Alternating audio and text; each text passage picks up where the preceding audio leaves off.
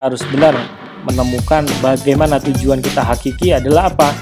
Pernah saya bahas dalam episode yang lalu, bisa dilihat bahwa tujuan hakiki hidup kita adalah untuk mencapai keridhaan Allah Subhanahu wa taala. Assalamualaikum warahmatullahi wabarakatuh. Bertemu kembali bersama saya Agung Nugroho Susanto. Kali ini kita akan membahas, bolehkah bercita-cita menjadi kaya? Nah, terutama sebagai muslimpreneur ya, kadang khawatir jangan-jangan tujuan atau mimpi saya salah, dunia saja nih kan itu. Padahal sebagai seorang muslim kan harus tujuannya adalah sukses dunia dan akhirat ya. Artinya akhirat lebih diutamakan. Nah, ini topik bahasan ini pernah saya bahas di akun Instagram saya di @agungnsusanto. Bisa di follow juga ya. Yang ternyata cukup banyak respon dan interaksi terkait dengan bahasan ini ya. Nah, pertanyaannya, muslimpreneur berkeinginan menjadi kaya, apakah berdosa? Nah, apakah jangan-jangan mimpi kita menjadi orang yang kaya raya di dunia ini jangan-jangan nanti berdosa nih, karena nggak sesuai tujuan penciptaan manusia, yaitu untuk mengabdi kepada Allah, untuk beribadah kepada Allah, yaitu artinya menjalankan segala syariatnya, kan begitu. Karena bukankah dunia ini hanya sementara, sedangkan akhirat kekal abadi. Harta juga tidak akan dibawa mati, kan gitu. Jadi jangan sampai kita salah di dalam memilih visi atau tujuan kita. Nah, untuk menjawab ini, ada sebuah hadis riwayat Muslim. Rasulullah SAW bersabda, mukmin yang kuat lebih baik dan lebih dicintai Allah Azza wa Jalla daripada mukmin yang lemah. Dan pada keduanya ada kebaikan. Bersungguh-sungguhlah untuk mendapatkan apa yang bermanfaat bagimu dan mintalah pertolongan kepada Allah dalam segala urusan. Serta janganlah sekali-sekali engkau merasa lemah. Nah, kembali ke hadis tadi bahwa cukup jelas bahwa dijelaskan kita untuk menjadi muslim yang kuat itu lebih dicintai oleh Allah ya. Nah, muslim yang kuat di sini ya artinya yang bisa maksimal di dalam mensupport agenda dakwah, maksimal juga misalkan ada membutuhkan di dalam pembangunan tempat ibadah misalkan ya. Artinya lebih dicintai oleh Allah ya.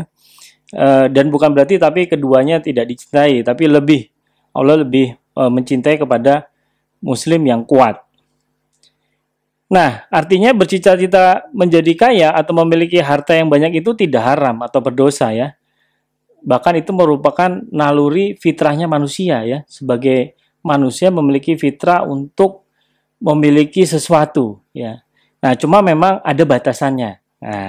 Nah, selama memenuhi beberapa syarat ya. Jadi ada 4 persyaratan ketika kita ingin bercita-cita menjadi kaya itu boleh cuma memenuhi 4 syarat. Yang pertama, bagaimana cara dia mendapatkannya?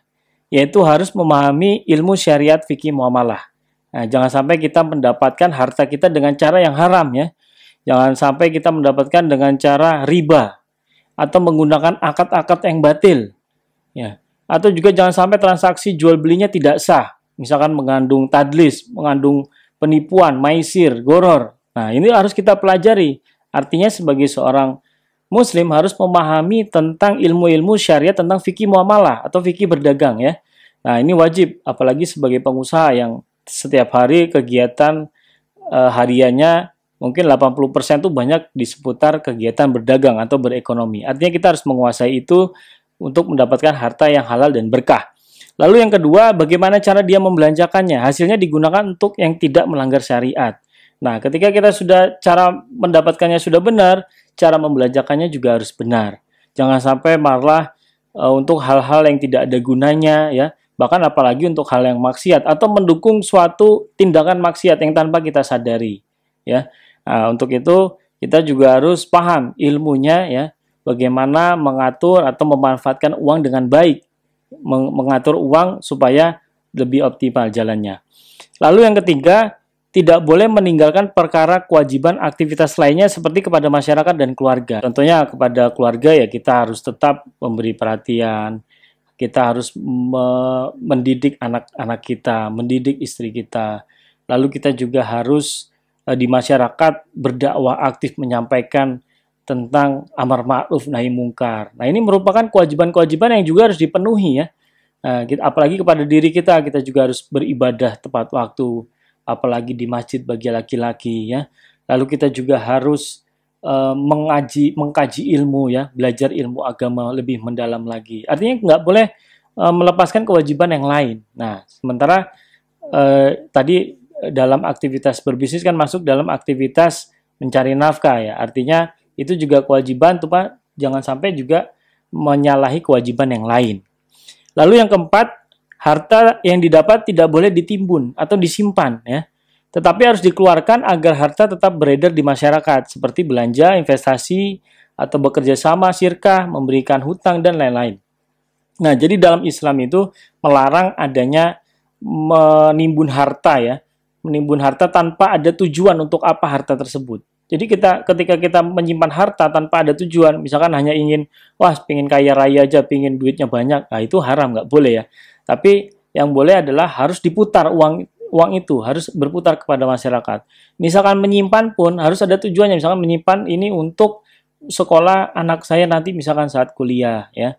Atau misalkan untuk kebutuhan mendesak, misalkan nanti ketika sakit atau dan segala macam yang tak terduga. Nah, cuma itu pun harus jelas ya, anggarannya berapa dan tidak boleh berlebih-lebihan. Nah, artinya uang harus terus berputar di dalam masyarakat. Nah, inilah yang membuat sistem ekonomi Islam itu berjalan dengan baik karena uang itu beredar di sektor real ya, sektor yang langsung di masyarakat luas. Nah, ini adalah 4 syarat yang harus dipenuhi ketika kita ingin memiliki keinginan menjadi orang yang kaya. Nah, terakhir di hadis riwayat Muslim, Rasulullah SAW bersabda, kedua kaki seorang hamba tidak akan melangkah sebelum ditanya 4 hal. Pertama, umurnya untuk apa dihabiskan. Kedua, ilmunya apa yang ia lakukan dengan ilmu itu. Ketiga, hartanya dari apa, dari mana ia peroleh dan dipakai untuk apa. Dan keempat, badannya ia pakai untuk apa. Nah, 4 hal ini harus kita pertanggungjawabkan nanti di akhirat ya. Umurnya, ilmunya, hartanya kita, tadi ya kita bahas harta, lalu badannya, fisik kita gunakan untuk apa. Harus benar menemukan bagaimana tujuan kita hakiki adalah apa. Pernah saya bahas dalam episode yang lalu, bisa dilihat bahwa tujuan hakiki hidup kita adalah untuk mencapai keridhaan Allah Subhanahu wa Ta'ala, supaya ketika di akhirat kelak kita bisa mendapatkan amalan pahala yang besar dan kita bisa meninggal husnul khotimah dan nanti kita bisa masuk ke surganya Allah. Allahumma amin. Sekian dari saya. Jangan lupa subscribe dan like akun saya. Sekian. Wassalamualaikum warahmatullahi wabarakatuh.